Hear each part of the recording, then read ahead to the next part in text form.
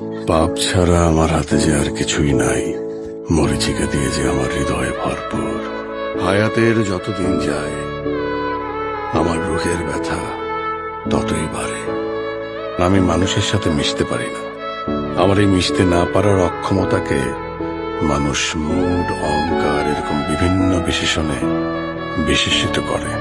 টানা 14 ঘন্টা কাজ করার পরও বাড়ি ফিরে আমার ঘুম আসে না। রিলস দেখতে দেখতে ভোর হয়ে যায়, তাও আমি আমার ঘুমের দেখা পাই না। আমার মনে হয় আমি হয়তো ভ্যাম্পায়ারে রূপান্তরিত হচ্ছে। আমার চোখ, আমার ছায়া সবই ক্লান্ত। আমার সমস্ত অঙ্গ একসঙ্গে মৃত্যুর গান গাইতে উদ্যত।